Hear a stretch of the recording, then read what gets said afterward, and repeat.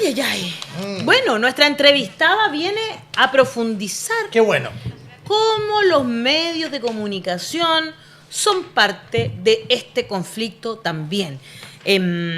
Y tanto en Chile como en el mundo entero. Es que lo que vi ayer a mí en Argentina me dejó pero realmente mal. Pero vamos a preguntarle justamente a nuestra entrevistada, que es Premio Nacional de Periodismo, Farideh Serán, una mujer que también tiene ascendencia palestina, como muchos en nuestro país y muchas en nuestro país. También conversamos ayer con Diamela El Tit sobre todo esto, que tiene que ver con la ética periodística, los medios de comunicación, por supuesto, y la cobertura de la guerra. Vamos con Farideh Serán, que ya está conectada. Muchas gracias por estar aquí, conectada con nosotros. Hola, Un abrazo hola. para ti. Bueno, te saludo Alejandra, ¿qué tal Hassan? Qué gusto. Bueno, Rodrigo. también es un gusto verlos en este programa. Estaba escuchando a Hassan, coincido absolutamente con su análisis. Creo que efectivamente cuando él pone además el acento en cómo, porque estamos hablando de la guerra, pero nadie habla de la paz, nadie habla de la posibilidad efectivamente del Estado de construir un Estado palestino independiente, nadie habla de las soluciones para el Estado palestino, ¿no? Entonces la lógica de la guerra se impone en todos los frentes y por supuesto ese lugar común de que la primera víctima de la guerra es la verdad, lo estamos viendo cotidianamente y lo estamos viendo incluso en boca, como muy bien nos recordaba Hassan, ¿no? Del propio presidente de Estados Unidos a propósito de los 40 bebés decapitados, ¿no? Donde efectivamente la credibilidad, el chequeo, la guerra mediática en términos de cómo va instalando mentiras que al final van horadando efectivamente no solamente la posibilidad de un diálogo, no solamente la posibilidad de poder lograr tregua, la posibilidad de negociar, ¿no? Sino por sobre todo el seguir quitándole al pueblo palestino el estatus de ser humano para transformarlos, como lo ha señalado Netanyahu, en, comillas, animales humanos. Quien habla de animales humanos está diciendo estos no merecen la vida, por lo tanto podemos seguirlos masacrando, podemos seguir perpetrando el genocidio. Es muy grave el lenguaje que se está utilizando en los medios de comunicación. Se habla de la guerra de Israel contra Hamas, es contra Palestina. Cuando tú dices contra Hamas, estás acotando el tema. No estás dando cuenta de que estás hablando de la guerra contra un pueblo, ¿no? Que está ocupado hace 75 años.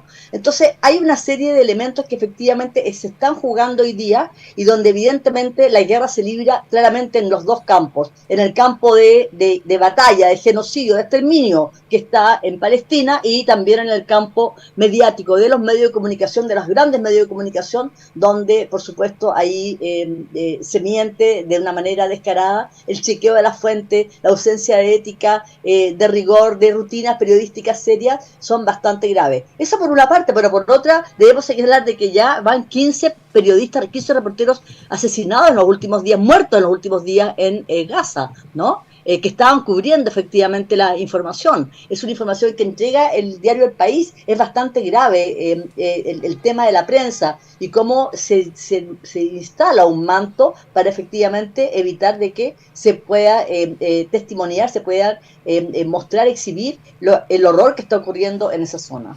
De hecho, bueno, el diario El País no es un diario, hay que decirlo, no es un diario de izquierda ni nada parecido, es un diario que es más bien un diario de derecha. Sin embargo, entrega esta información porque es inevitable. También habíamos hablado de cómo la BBC había actuado en estos días.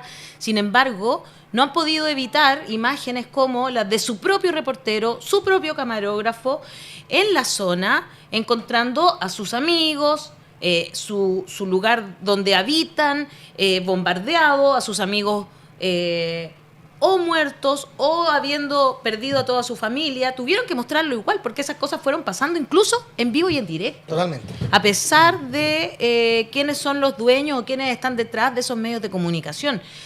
Farideh, ¿cómo ves tú la cobertura desde Chile? Desde los medios de comunicación masivos, más que este tipo de medios que somos distintos, digamos. Bueno, por supuesto, yo creo que el rol que están jugando los medios independientes hoy día es bastante importante, porque efectivamente no sé si logran hacer el contrapeso de estos tremendos consorcios mediáticos que están mintiendo descaradamente, ¿no? Exacto. Pero evidentemente que algo permiten efectivamente, no equilibrar, pero por lo menos exhibir, ¿no? Esa otra parte que está bastante oculta. La verdad es que a mí me sorprende porque de alguna forma ha habido, bueno, la cobertura, yo creo que en algunos aspectos, en algunos ámbitos ha intentado ser ecuánime, pero con ciertas premisas que son absolutamente falsas. Insisto, cuando se instala esto como la guerra entre Israel y Hamas, cuando se habla y se llora, y todos lloramos, nadie puede aceptar, y yo lo digo realmente, y no solamente lo digo yo, o sea, quienes estamos en estos ámbitos, que no solo porque somos de origen palestino, sino porque además estamos en los temas de derechos humanos, etcétera, todas las vidas importan por igual, y la vida de un niño palestino importa lo mismo que la vida de un niño no de Israel.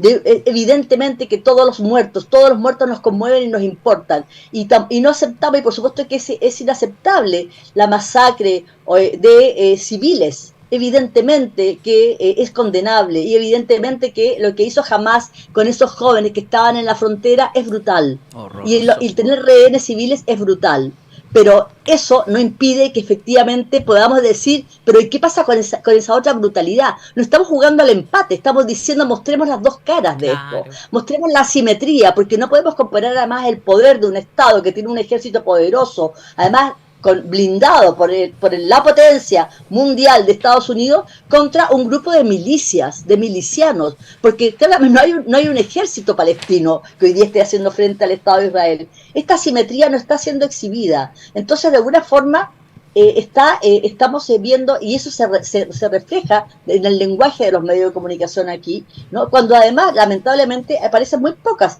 figuras o muy pocas personas desde el ámbito, yo diría, no necesariamente hay que ser de origen palestino para estar Para nada. para tener una postura en defensa de la justicia internacional, en defensa de lo que ha planteado Naciones Unidas en más de 90 resoluciones que no han sido respetadas por el Estado de Israel, ¿no? Y que tiene que ver con el derecho del Estado palestino, del pueblo palestino a tener un Estado. Nada de eso se exhibe. Y cuando dicen, pero ¿cómo están hablando de que entonces están hablando de la necesidad del contexto y están justificando las masacres? Eso es una falacia. Se está jugando con ese tipo de falacias para, efectivamente, yo diría, para quitarle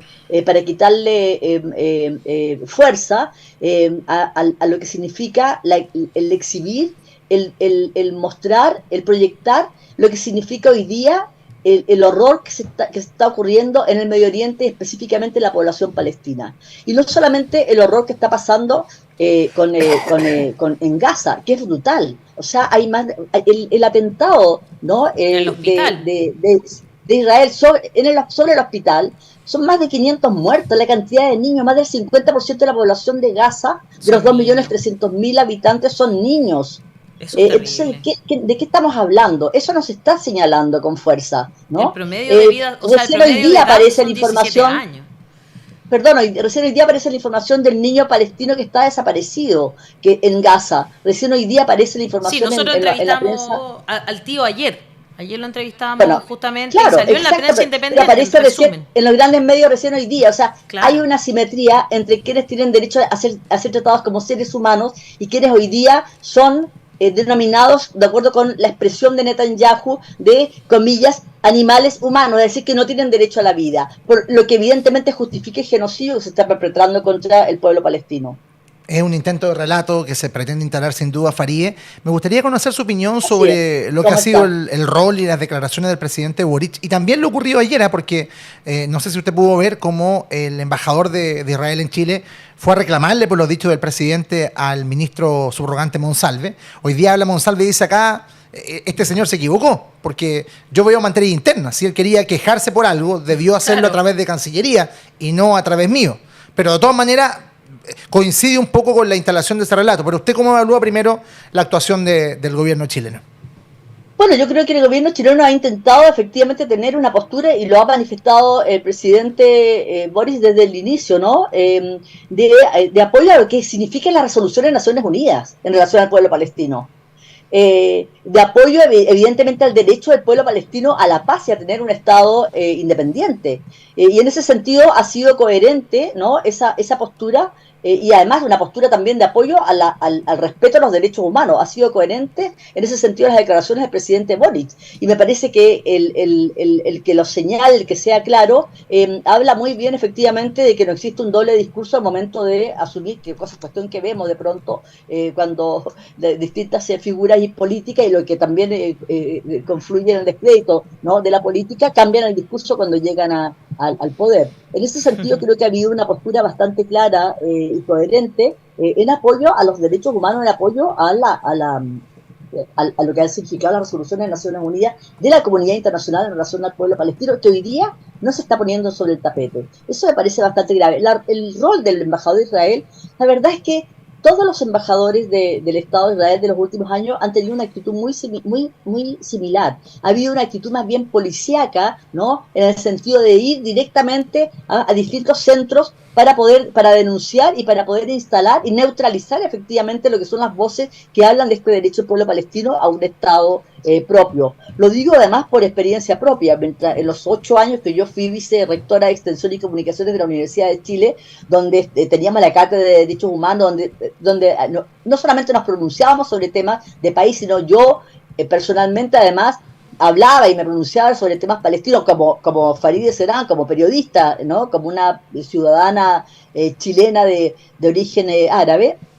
Permanentemente yo sufrí, viví las acusaciones y el hostigamiento de distintos embajadores del Estado de Israel que iban a acusarme, entre comillas, al rector de la Universidad de Chile, o mandaban cartas protestando porque alguien que era vicerrectora podía tener tales opiniones en relación al Estado de Israel o al pueblo palestino. Eso a mí me parece inaceptable. De hecho, en más de un momento lo conversamos con por supuesto, el rector no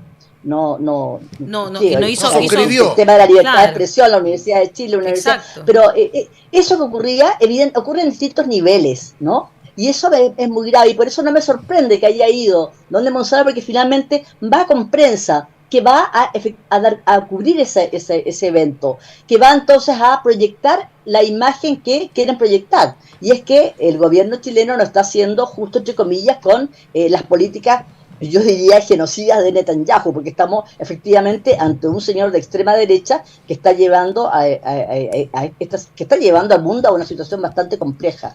Y en ese sentido, yo quiero recordar la estupenda columna que escribió mi querido amigo Paulo Slachevsky, que es miembro de la comunidad judía de Anarón, una columna que fue publicada en El Desconcierto hace unos días atrás, y que dice un poco, no en el nombre nuestro, no en el nombre de los judíos, del pueblo judío, ¿no? Netanyahu puede arrogarse, ¿no?, ese nombre para perpetrar el genocidio que vivió el propio pueblo judío en el Holocausto. No en nombre de cientos de miles de judíos, que lo hemos visto además en otros países del mundo protestando justamente, ¿no? En el Capitolio hubo una protesta bastante fuerte al respecto. No en nombre de los judíos se puede perpetrar este crimen, ¿no?, de lesa humanidad que está cometiendo Netanyahu a la cabeza del Estado de Israel, y con el apoyo, con la complicidad de las distintas potencias. Eso me parece bastante grave. Hay dos cosas que me parece que son interesantes de profundizar, digamos. Uno, por un lado, está lo que tú explicas, que es el rol de los medios de comunicación, cómo cubren, o más bien visibilizan una parte, incluso al embajador de Israel, entonces llegando donde no tiene que llegar, cuando todos los periodistas sabemos que si van a hacer algo si van a reclamar por la forma en que Chile se manifiesta con las políticas de otros estados, tiene que ser la Cancillería, no el Ministerio del Interior. Pero por otra parte también está el tema que tiene que ver con la persecución a las universidades y a las personas que están en las universidades. Estábamos conversando recién sobre aquí lo contó Rodrigo, el caso del senador Rubio, que es republicano, Rubio, republicano de Florida, digamos, que empezó a hablar sobre las visas, y de este abogado chileno Saliasnik, que le responde y le dice que hay muchos chilenos que están allá y que defienden a Hamás y que tienen visas y deberían quitárselas de inmediato. Y tenemos una larga lista, como si estuviera dispuesto a entregar esa lista. Exactamente. Bueno, Lamentablemente son prácticas, y Rodrigo, que es interesante que lo señale, son prácticas que hemos visto, ¿no? De un sector de representantes del Estado de Israel, que son prácticas no solamente antidemocráticas, sino reñidas con la libertad de expresión, reñidas con el sentido humanitario, reñidas con los principios mínimos, elementales, ¿no? De respeto a la dignidad y a los derechos humanos.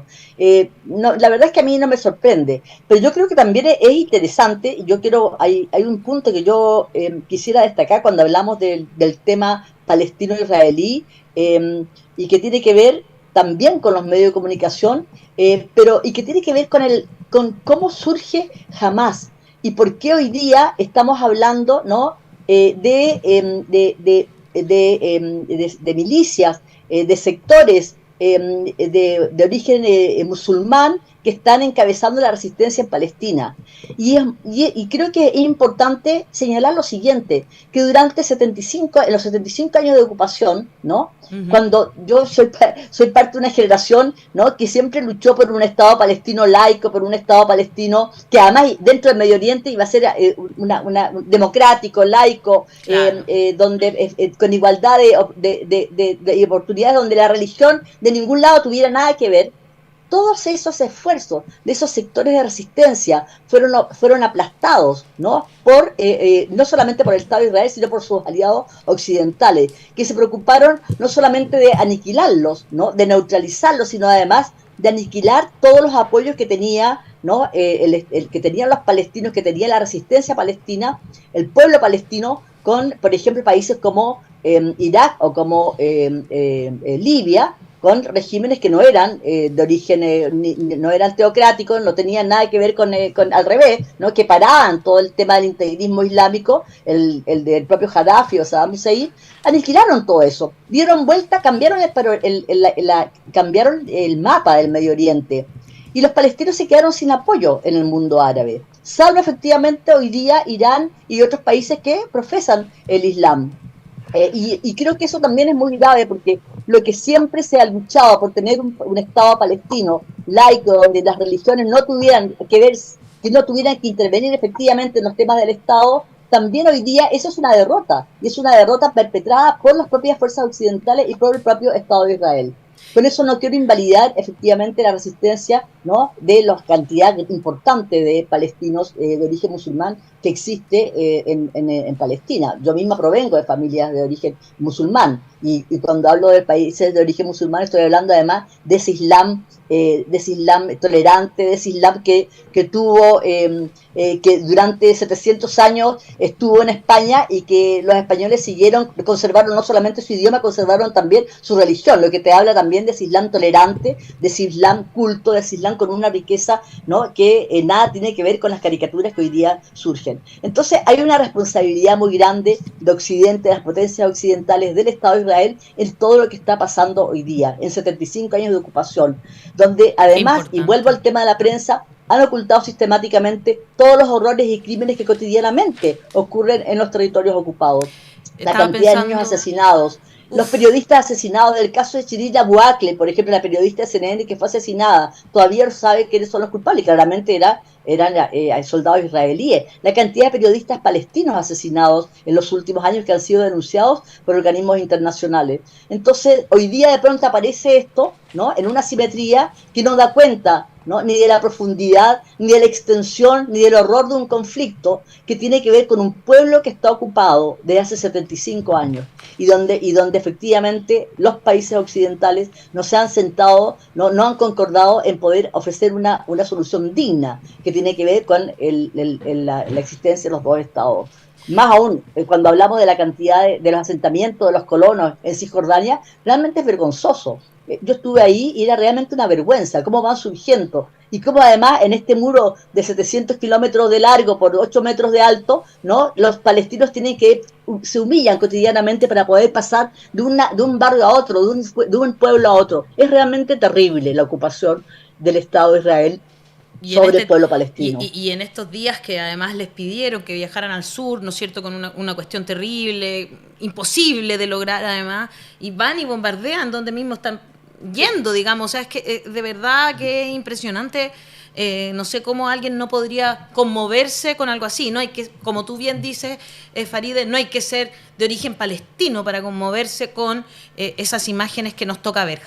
Por supuesto, no hay que ser de origen palestino para conmoverse con esas imágenes. De hecho, si vemos las personas que han sido más contundentes en la crítica despiadada al terrorismo de Estado de Israel, han sido personas como Hajo Meir, que es sobreviviente del holocausto nazi, que habló directamente y regular en sus análisis políticos, porque Hajo Meir era un físico que seguía en Europa después del Holocausto y hacía activismo político en esto y criticó las políticas que él comparó literalmente con lo que él sufrió bajo la Alemania nazi y en los campos de concentración en lo que estaba haciendo Israel con el pueblo palestino. Ni hablar de Norman Finkelstein, que hay videos que es bien fuerte donde él enfrenta la comunidad judía que estaba atacando, diciendo yo soy hijo de sobrevivientes de los campos de concentración.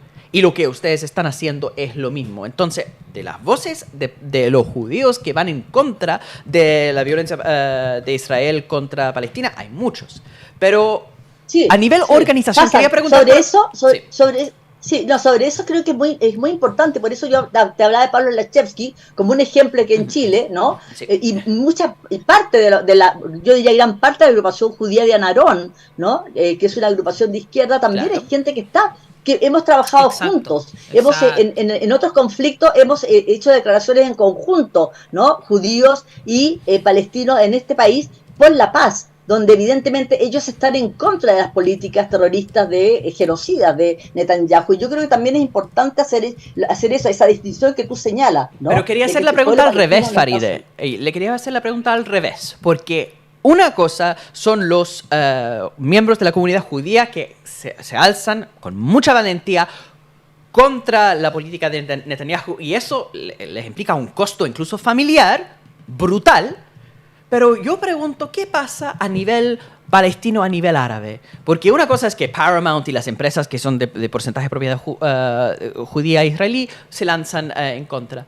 Pero cuando tenemos el más gran hombre de negocios en Chile, palestino, Álvaro Saez, que es dueño de La Tercera, y la posición de La Tercera está con el pueblo palestino, ¿está equitativa? No. ¿Dónde está el pueblo palestino fuera de Palestina? ¿Dónde está su posición? ¿Por qué? Si no son pobres. No es que no tienen medios de comunicación. Entonces acá yo creo que hay otro tema que es como bien poco investigado de la complicidad de la diáspora palestina con su propia la opresión de sus familiares. Yo te diría que está bastante investigado, Hassan. Lo hemos visto a lo largo de muchos años, este tema. O sea, hemos visto a lo largo de estos años cómo efectivamente, no solamente dueños de los grandes medios, dueños de grandes empresas, ¿no? Han guardado silencio frente a esto. Por supuesto, hay apoyos, hay estructuras, mandan de pronto apoyo. Yo he criticado varias veces que, por ejemplo, se envía apoyo solo a los niños de Belén, donde está la mayoría de población cristiana. ¿Acaso no es lo mismo un palestino, un niño palestino de origen judío, perdón, de origen cristiano, que otro musulmán? Claro. Por supuesto que ha sido investigado. En algún minuto, también un grupo de miembros de la comunidad de origen palestino que hay en Chile, enviamos una carta al Ministerio del Interior, cuando un grupo de representantes palestinos estaban en contra de que llegaran refugiados de origen palestino porque eran musulmanes, porque podían efectivamente exportar el terrorismo. O sea, por supuesto que lo hemos investigado, que sabemos muy bien cuál ha sido el actuar de ciertos sectores de la comunidad palestina. El ser parte de una comunidad es como si yo te hubiese dicho que en la época de Pinochet todos los chilenos estábamos en contra de Pinochet. No es así.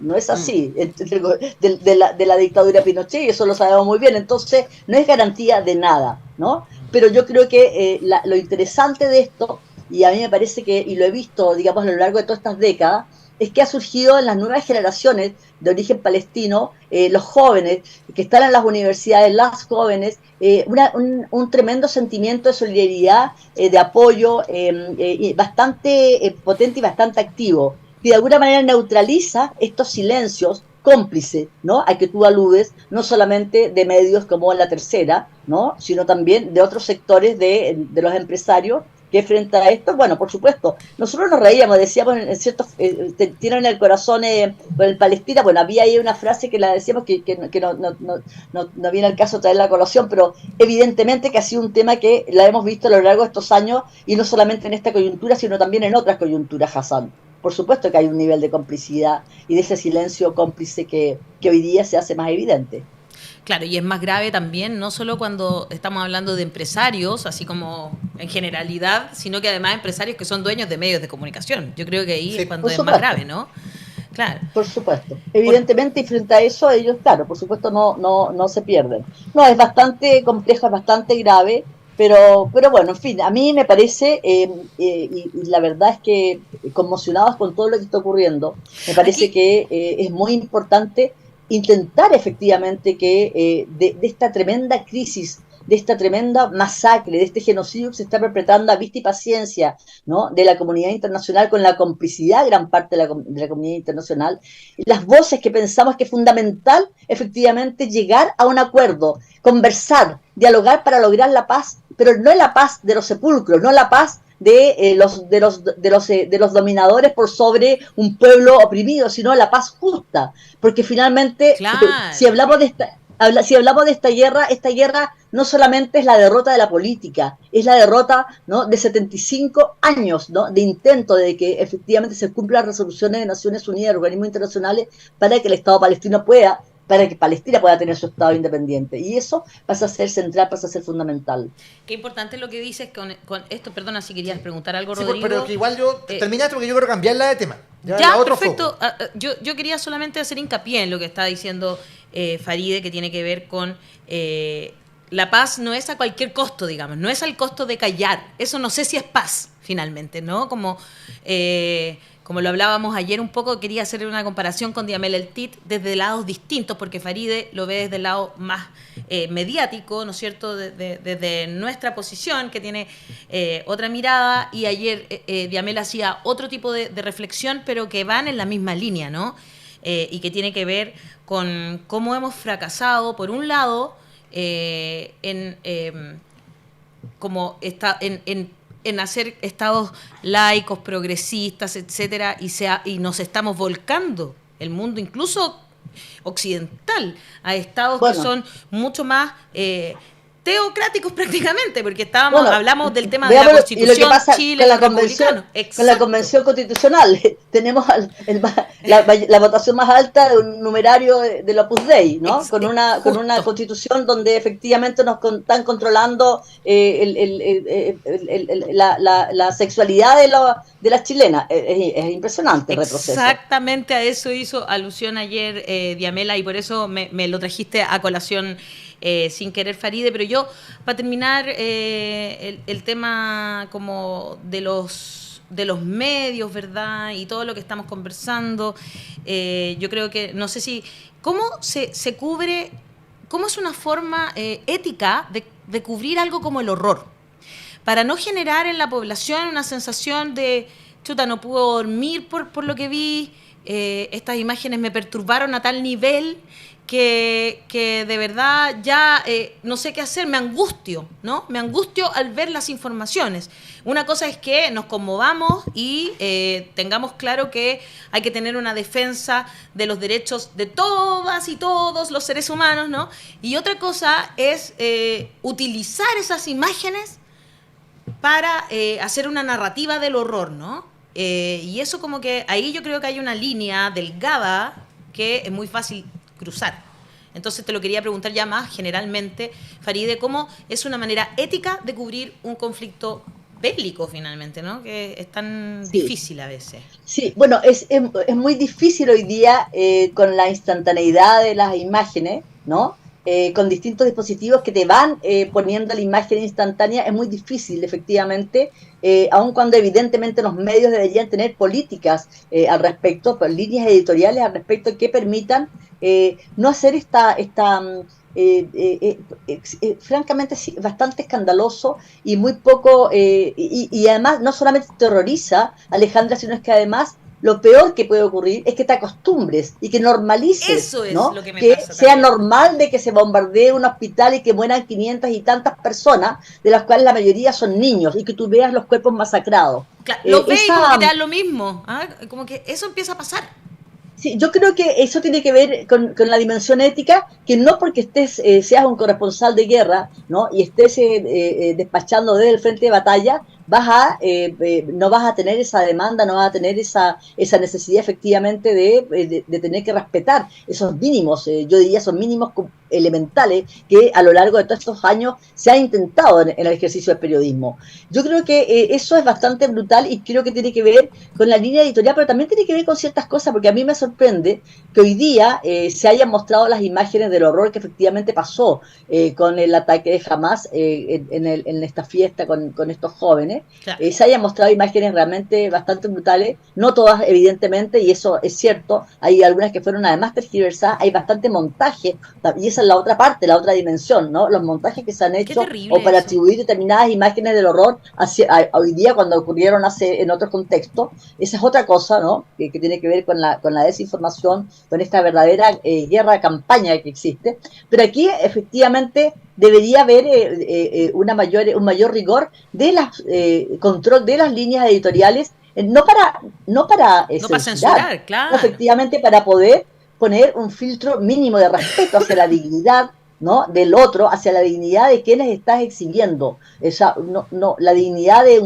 también los cuerpos, los muertos, ¿no? tienen dignidad. Y en ese sentido, el exhibir estas imágenes brutales, no solamente tiene que ver con el impacto que causa en la opinión pública, también con el respeto a esas víctimas, que creo que es algo fundamental. Son exhibidos como animales, claro. Son exhibidos como gente que no tiene, como quien está poniendo una cámara en un matadero, ¿no? de animales y los están masacrando. Y eso es bastante complejo, ese exhibicionismo, ese exhibicionismo del horror.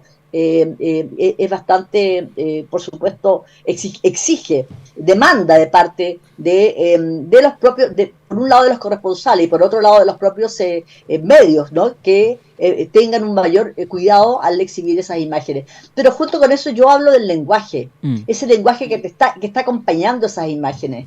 Y yo creo que eso ahí ¿no? Es bastante, porque ese lenguaje tú puedes, evidentemente, está emitido por periodistas, por profesionales, ¿no? Que dicen cosas que tú no puedes de pronto creerlo. Sí. Cuando en la simetría de cómo cuando se trata de una imagen de Israel o cuando se trata de una imagen de los palestinos, o cuando son muertos israelíes, cuando son muertos palestinos. A mí eso me ha causado un profundo horror. Ver cómo a lo largo de todo este tiempo y hoy día se exhibe con absoluta desenfado, ¿no? Insisto, hay muertos de primera y hay muertos de segunda.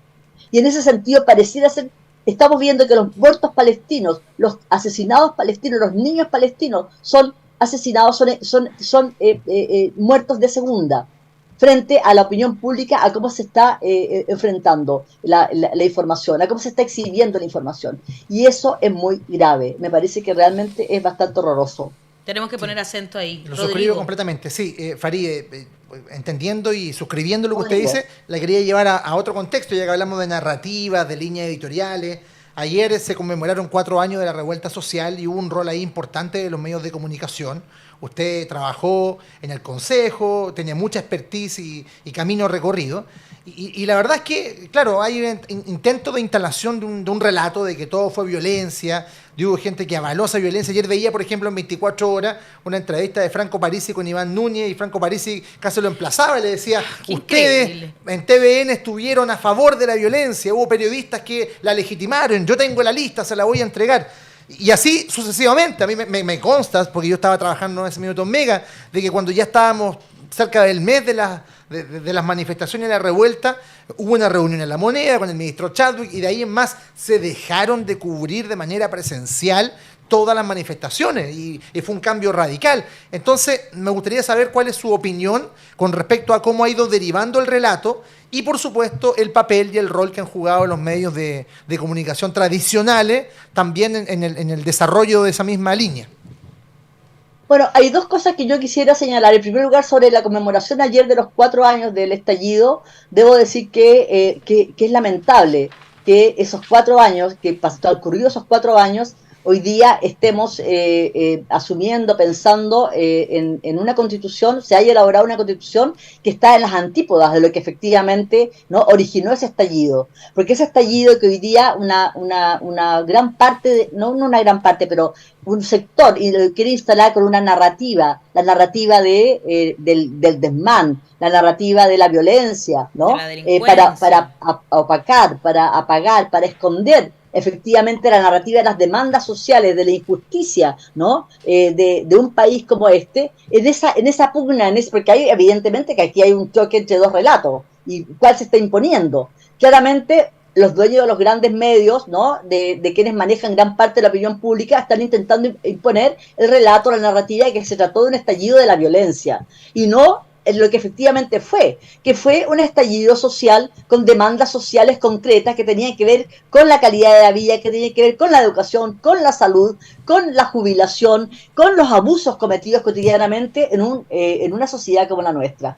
Eso se ha intentado esconder bajo la alfombra para solamente poner el tema del relato de la violencia, que efectivamente la hubo. Hubo violencia, evidentemente, pero como lamentablemente ocurre en todos los estallidos de esta naturaleza, hay violencia. Pero tratar de poner esto solamente como un tema de violencia y ocultar lo otro, me parece que no solamente es de una falta... es muy grave, porque por un lado se está omitiendo, se está mintiendo, ¿no?, sobre algo muy concreto, y por otro lado, evidentemente, se trata de una construcción política que tiene réditos políticos y que tiene que ver además con lo que se está construyendo hoy día, que vemos este retroceso, ¿no?, en términos de cómo la derecha más dura ha tomado el control, una cierta hegemonía en ciertos sectores, como ha habido un retroceso, ¿no?, de los sectores progresistas, tanto incluso sectores democráticos de la propia derecha, para hegemonizar un discurso que está muy lejano de lo que fueron las aspiraciones de las grandes mayorías de este país, que se manifestaron en todo el país, en todo Chile. Cuando se habla del estallido, se habla solamente de Santiago, de la Plaza de la Dignidad, de la Plaza Baquedano, como quiera llamársele, pero no se habla de los cientos de millones que a lo largo de todo Chile se manifestaron también, ¿no?, por estas demandas. Sobre la prensa, debo decir que nosotros, en ese minuto, en mi rol de vicerrectora, estaba en la Vicerrectoría de Extensión y Comunicaciones, a través de la Cátedra de Derechos Humanos, hicimos un seguimiento bastante fuerte y denuncia en torno no solamente a cómo se violaron los derechos humanos, con el más de 500, porque también se ocultó, ¿no?, estos más de 500 traumas oculares. Claro. ¿No? Se ocultó la violación de derechos humanos en ese momento. Y ahí la prensa, en ese sentido, efectivamente, jugó un rol. Por un lado, de ocultamiento, aceptó las presiones del poder, ¿no?, de la élite en ese minuto. También denunciamos en su minuto lo que significó no solamente la llamada de ese minuto del presidente Piñera a los editores de los medios, donde evidentemente luego empezaron a informar de otra manera. También las presiones a los determinados canales de televisión, creo que fue en ese contexto que el propio CNN, Rodrigo, tú me vas a decir si estoy equivocado o no, Sutil le quitó la publicidad a CNN porque no le gustaba cómo estaban cubriendo. Exactamente. ¿Recuerda eso? Como estaban cubriendo el estallido, ¿no? En protesta, pues les quitaron la publicidad, las presiones que recibió la red, las presiones que recibieron los periodistas. Fue realmente vergonzoso el tema de la libertad de expresión, que fue denunciado. Yo recuerdo muy bien que lo denunciamos a los organismos internacionales, que el relator de Naciones Unidas para la Libertad de Expresión estuvo en Chile, hizo un par de visitas y consignó este retroceso de la prensa y la libertad de expresión en estos años, en el contexto del estallido. Entonces, por un lado, hay que decir que se violaron los derechos humanos en este país durante el estallido. Por otro lado, que la prensa fue acallada, ¿no? Que no efectivamente hubo un tema con la libertad de expresión bastante complejo, y por otro lado que hoy día, en el contexto que estamos viviendo, de retroceso, de auge de las narrativas más conservadoras, de los sectores más conservadores, lo que está pasando es el intento de negar, ¿no?, la narrativa de la negación, de negar lo que aquí ocurrió, y reducirlo a un estallido delictual, entre comillas. Y eso es bastante grave, porque no solamente se está mintiendo, sino además, lamentablemente, como estamos hoy día con el tema de los medios y de la crisis de la política y de este momento bastante complejo, no hay muchas voces que estén saliendo a disputar ese relato. no hay Tal mucho cual. espacio donde disfrutar ese relato. Por lo tanto, esa construcción, ahora vamos a entrar cuando se conmemoren los 5 años, vamos a ver en qué contexto lo vamos a conmemorar los 5 años del estallido, ¿no? ¿Qué va a pasar con la Constitución? Si se va a aprobar o no se va a aprobar, porque finalmente también es el correlato del estallido, es este contexto de Constitución del 17 de diciembre, donde la gente va a decir en la urna nuevamente este segundo intento, si lo aprueba o lo rechaza. Claro. Una constitución que yo creo, insisto, está en la antípoda de lo que origina realmente este estallido social, que son las demandas sociales por un país más justo, más igualitario. Y ya ahí solo hacer también un comentario, o sea, está clara cuál es la posición. Y yo, a ver, como que puedo comprender en medios de comunicación tradicionales que están en manos de empresarios como Mega, como Canal 13, como La Red. Chilevisión, La Red, etcétera, ¿no es cierto? Las radios del consorcio iberoamericano. Todas esas cosas, claro, yo puedo comprenderlas porque son empresarios que son dueños de medios de comunicación e imponen su mirada de la historia. A mí me duele más lo que tú hacías alusión, Rodrigo, que tiene que ver con TVN y que elijan, porque las fuentes, ¿no es cierto, Faride? Y acá tú me puedes apoyar. Las fuentes son importantísimas. Claro. Entonces, ¿a quién llaman para hacer un análisis a 4 años del estallido un tipo que ni siquiera vivía en Chile? Franco y que Parisi. más encima Lo peor de la política. Lo encaró. Lo menos legítimo, porque si en algún momento él tuvo algún poder, digamos, tenía que ver con que, uno, no estaba en este país, y dos, lo perdió en la segunda elección rápidamente. Entonces, es curioso, y ahí no sé si comparte conmigo esto, que el canal nacional, yo sé que TVN se comporta como una empresa privada y podemos hacer ese análisis, ¿no es cierto? Pero de todas formas, el canal que debería ser como una especie de guía de ética periodística, hoy día elija a un señor como Franco Parisi para ponerlo a hacer un análisis sobre uno de los procesos más importantes que ha vivido este país, quieranlo o no, sí, digamos, ¿no? Bueno, a mí me parece, felizmente no lo vi, se me pasó. Qué bueno que no lo viste, porque te había dado la misma rabia que a mí. Debo decir que me parece absolutamente absurdo. Y no, ¿sabes qué, Alejandra? No me sorprende. O sea, durante años, esto es terrible, pero es parte de la vida cuando hemos hablado de la necesidad de que este país tenga una televisión pública de verdad. Claro. ¿No? Que no esté cuoteada políticamente con un directorio cuoteado Exacto. políticamente como el directorio, por ejemplo, que me tocó a mí asumir cuando fui al CNTV, que por lo demás ustedes tuvieron la primicia que yo iba a renunciar. Sí. Cuando yo decidí renunciar, se los dije, voy a renunciar en tal fecha. Y así fue. Y no te lo permitieron en un primer momento. Quise esperar a... Al principio así casi fue. no pudiste renunciar prácticamente. No podía renunciar al comienzo porque tenía que hacer, pero estuve casi un año y Claro. dije no, y básicamente para no hacerte parte, ¿no? Porque cuando uno va a estos organismos, uno intenta hacer cambio. Cuando te das cuenta que es imposible hacer cambio, estoy hablando del CNTV, ¿no? Que es imposible, por ejemplo, en un año de debate, de discusión, cambiar a lo menos la norma cultural, la normativa Increíble. cultural, ¿no? A lo menos eso. Imagínate con otros temas fundamentales. Él estaba coteado políticamente, era imposible. O sea, si me quedaba ahí, de alguna forma iba a ser parte, iba a tener que dar una buena pega, 4 años, en fin, pero iba a ser parte, cómplice de una cosa que no estoy de acuerdo y que no podía cambiar. Esa fue la razón de mi renuncia, más allá de las escaramuzas, por supuesto, con el director, y que era lo mismo. Lógico.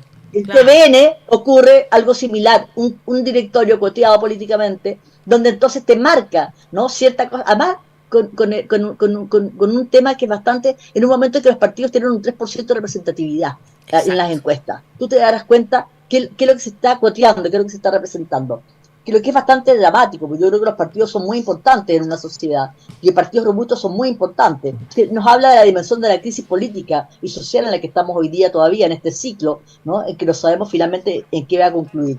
Pero, por supuesto que comparto que es grave, y por eso creo que hay que poner el punto en que es fundamental que en este país existan medios públicos de verdad, que el Estado no permita que esta situación, que el gobierno, esta situación se siga manteniendo como está. esta absoluta simetría en materia informativa, ¿no? Esta concentración de medios, de grandes medios, que imponen un relato, ¿no?, bastante homogéneo, donde hay una serie de voces que no están aflorando en el debate público. Y uno dirá, pero claro, para eso están las redes, no seas antigua, eso ya no pasa, porque están las redes no cubren todo ese espectro.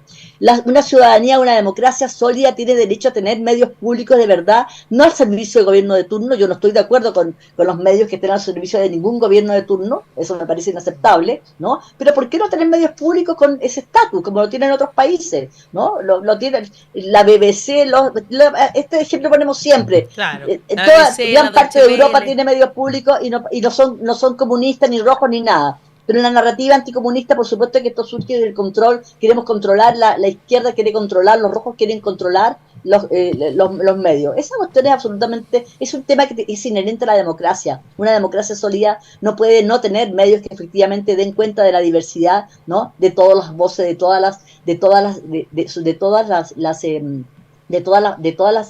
regiones, ¿no?, de toda la riqueza cultural de este país. Y eso lamentablemente no pasa en este país. Y por eso no me sorprende lo que tú me dices de TVN en un momento clave, 4 años, de que traiga a Franco Parisi. Me parece lamentable. Y espero que eso cambie, que eso cambie en algún minuto. ¿El gobierno podría haber hecho algo para cambiar eso? De parte del presidente Boric, que supuestamente tiene una crítica al funcionamiento de los monopolios comunicacionales, de parte de Camila Vallejo, que está más o menos a cargo de eso, ¿no?, desde la vocería del gobierno.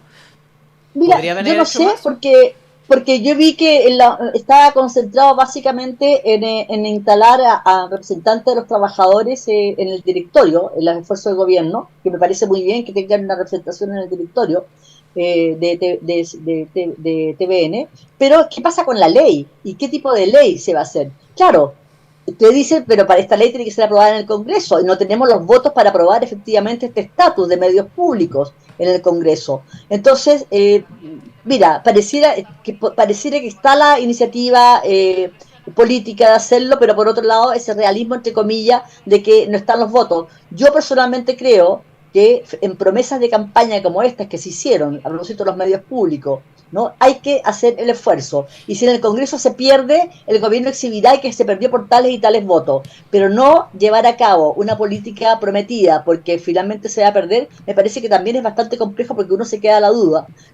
con la duda si hubo voluntad política para impulsar eso o efectivamente... y ahí me ahora, la estrategia legislativa siempre es una caja negra, porque no sabemos las negociaciones que están haciendo entre bambalinas. Sin embargo, existe la posibilidad, sin ninguna ley, de cambiar el avisaje estatal, que es una decisión del Ejecutivo propiamente tal, sin ningún cambio legislativo. Y ahí tampoco vemos grandes cambios. Y hay, claro, informes de 3 universidades, incluso de la Universidad de Chile.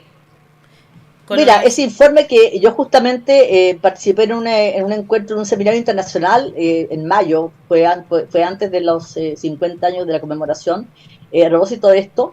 Es cierto, ese informe es bastante interesante, ¿no? El informe de las más voces, más democracia, de las 3 universidades del Estado en relación a eso. Y me acuerdo de haber concluido el texto, mi intervención, señalando que en las últimas décadas los distintos gobiernos encargan informes muy importantes, y esos informes terminan en la última gaveta del último rincón de la oficina del Ministerio y Secretaría General de Gobierno, y luego pasan a la máquina trituradora de papeles. Entonces yo espero que en este caso efectivamente no sea así, y en su minuto y permanentemente lo estamos recordando, y no es algo que nos vayamos a olvidar. Aquí hay un compromiso de parte del gobierno para poder hacer algo en pos de la democratización de las comunicaciones, y en ese sentido el avisaje, el impulso y el estímulo para la creación de medios regionales, ¿no? El cambio del avisaje, que evidentemente es importante, insisto, y el intento de crear medios públicos pasa a ser un elemento central, porque efectivamente tiene que ver con la democracia, no tiene que ver con el gobierno de turno. Claro, y ahí hay que decir que con este directorio coteado, como dice Faride, finalmente TVN no es un medio público. Y no cumple su rol. No cumple ese rol. Hay rumores de un intento de privatizar. Absolutamente, que ya han salido en medios de comunicación, efectivamente. Y por otro lado está el tema de los medios de comunicación independientes, que no tenemos ningún apoyo de parte del gobierno. Algunos sí, pero hay que ser condescendientes, y eso tiene nada que ver con ser un medio independiente. Entonces, la Bueno, verdad es yo lo viví, triste eso. yo sé lo que es tener medio independiente, que te llamen de un gobierno y que se supone que es afín a uno. Estoy hablando de hace unos años atrás, con Rocinante, Con que duró Rocinante, 7, 8 claro. años. Y yo me acuerdo que yo llamaba furiosa porque no nos dan avisos. Y decía, pero si ustedes nos sacan la mugre siempre. Y yo decía, ¿pero acaso cree que somos relacionadores públicos de ustedes? Exacto. No, es indignante, porque se supone que los medios Por acá independientes, no pasa que lo tienen mismo, que ser afines Faride. al gobierno, nos vamos a hacer acríticos. Y eso efectivamente no tiene nada que ver con el periodismo. Yo la verdad es que creo que lamento. Ahora, el intento de privatizar TVN hay que estar alerta. Creo que sería lamentable. No, eso sería Creo que espantoso. TVN hay que defenderlo. Hay que defender TVN, no puede ser privatizado y creo que de alguna forma iremos logrando que TVN tenga un estatus de medio público y eso pasa básicamente para que el Estado le otorgue los recursos para que no tenga que competir y además pueda tener una programación distinta. Y mire lo que hicieron con La Nación. A La Nación la dejaron morir hasta que llegó un punto en que era insalvable y la cerraron. Así es. No querrán hacer lo mismo con TVN. Mira tú. Por eso creo que hay que creo que hay que estar alerta. Exacto. Creo que hay que estar alerta, no podemos dejarlo pasar. Creo que TVN tiene que ser defendido, no puede ser que sea privatizado, sería lamentable, porque finalmente TVN, con todos los problemas que tiene, cumple un rol. Yo, a media, no como Exacto. corresponde, no como debería, pero cumple un rol. A mí me pareció un muy buen gesto el hecho que TVN, el área de prensa, hiciera esta declaración a propósito de los 50 años del golpe, ¿no? Me pareció que era una señal muy importante. Como me pareció también muy importante que los trabajadores de Chilevisión hicieran la declaración en torno a Paramount, a la orden de Paramount de alinearse con el Estado de Israel. Me pareció también muy importante que los periodistas de Chilevisión, los sindicatos, sacaran esa declaración. Creo que son cosas que hay que apoyar, son señales que hay que apoyar en medio de este desierto, de este descampado que estamos viviendo y que no va a ser fácil, pero que tenemos que enfrentar con lucidez y con tranquilidad. Así es, nosotros lo hicimos, solidarizamos, lo mostramos, lo visibilizamos. Este mensaje de los trabajadores y trabajadoras de Chilevisión y de TVN en su momento siempre lo vamos a hacer porque estamos con esas personas que tienen la valentía de enfrentarse a los dueños de los medios y tratan de hacer un periodismo más ético y con una mirada más global de todas maneras. Así que muchas gracias, Faride, por esta tremenda entrevista que nos has dado. Nuestro público está muy contento con esta entrevista. Voy a leer algunos comentarios. Miriam Jofer dice: qué gran mujer, Faride, me saco el sombrero por ella. Un abrazo a todos mis luchadores. Adela Storni dice: saludos, Faride, fue mi profe de crónica y entrevistas en periodismo. Aprendí muchísimo. Sotelio dice: no puede seguir habiendo en el mundo lógicas donde seres humanos son más relevantes que otros. Elena Press dice: admiración por la tremenda Faride Serán. No solo muy profesional, sino también muy valiente, intransable en sus valores, denunciando las injusticias y los abusos. Abrazos a Rodrigo, Hassan, Ale. Geo Narbona dice: gracias a la voz de los que sobran por traer a Faride y mostrar la verdad sobre el pueblo palestino. Tenemos más comentarios. Giselle Morales dice: con Faride estoy despierta, atenta para escucharla e inquieta por saber más. Excelente invitada siempre. Gracias por su consecuencia, Faride. Nuestro público con algunos de los comentarios. Esta es una muestra solamente, Faride, porque hay muchos comentarios y alta interacción, participación de nuestra audiencia, que está muy contenta de que es tan importante para nuestro programa, Faride, tener voces como la tuya, y por eso también te lo agradecemos, porque a nosotros nos cuesta también, pues, tú sabes bien, tenemos también esas presiones del tipo, no va a ir porque ustedes no han sido lo suficientemente amables y condescendientes con quienes gobiernan, y es triste. En general, las personas que ustedes ven acá es porque no les importa o tratan de venir igual, ¿no es cierto? Tienen una posición en que dicen: yo voy a apoyar igual a los medios independientes, y vienen, pero ustedes saben que son contados con los dedos de las manos en el sentido de quienes están vinculados al gobierno. Así que te agradecemos siempre tu presencia y tu voz. Muchas gracias. Gracias, Ale, gracias, Rodrigo, gracias, Hassan. Para mí es un gusto siempre estar con ustedes, apoyarlos. Son ustedes una voz importante. Agradezco a los auditores, a las auditoras por sus palabras. Pero yo creo que tenemos que estar como muy lúcidos, Alejandra. Los periodistas tenemos que estar muy atentos. Se vienen momentos complejos de disputas, de narrativas. en fin, no tenemos que bajar los brazos porque no está fácil el escenario para la democracia chilena. Yo creo que los problemas de la democracia, esas frases clichés se arreglan con más democracia, yo creo absolutamente eso, y por eso me preocupa que estamos a puerta de que los problemas de la democracia chilena intenten resolverlo con menos democracia, y eso me parece brutal. Gracias a ustedes. Gracias, un abrazo enorme, y con eso terminamos el programa del día de hoy. Nosotros nos encontramos mañana, como siempre, pasadas las 10 de la mañana, y les agradecemos a todas, todos y todos por quedarse hasta el final. Muy importante. Póngale like, comparte esta entrevista que les gustó tanto. La vamos a subir en un ratito a YouTube y a todas las redes sociales. Comparte, guarda, comente, que eso nos ayuda también con el algoritmo. Un abrazo para todas, todos y todos. Muchas gracias, Faride. Chao. Que estén bien. Gracias. Creemos en la democracia y en los derechos humanos.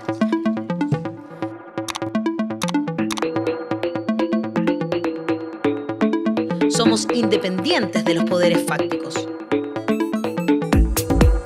Llevamos más de 3 años generando contenido y periodismo interpretativo. Queremos una sociedad más justa, con derechos y economía sostenible. Le damos voz a los que importan.